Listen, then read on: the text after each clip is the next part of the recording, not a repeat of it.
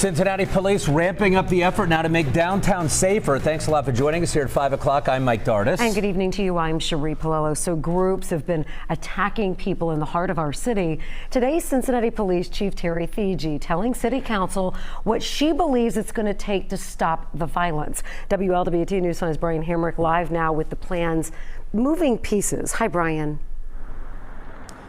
Yeah, hey, Cherie. Well, the bottom line of what came out of this meeting today is that more and more police won't solve the problem. And what's interesting about that concept is it came from the chief of police. Right now, what we're seeing is unruly youth. The Cincinnati chief of police at City Hall. Crime, disorder in our central business district. In what amounts to a collective officer needs assistance call.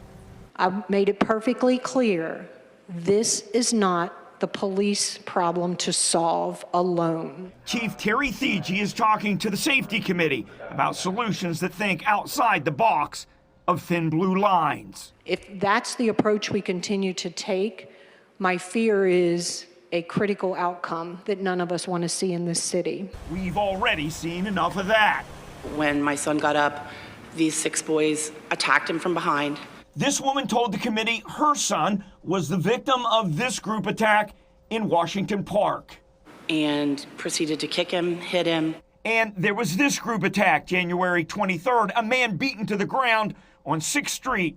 And another assault the very next day, a 15-year-old attacked after getting on the wrong bus and ending up on Government Square. In an exclusive interview with our Curtis Fuller, he said he was at the wrong place at the wrong time. So how are you doing physically? I'm a lot better.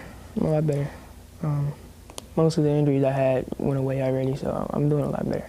There have been arrests, 16 in one day last week, including suspects in the attacks and one teen who was still wearing an ankle monitor from a previous crime, which brings us to the conversation of prosecutors and courts. The courts are telling me what they're dealing with, prosecutors are telling me what they're dealing with, and I think they both make very valid points.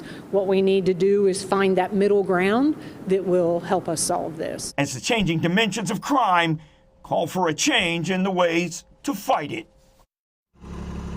Yeah, and police are taking on expanded roles, more patrols downtown, and also doing things like showing up for those bond hearings. Reporting live, Brian Hamrick, WLWT News 5.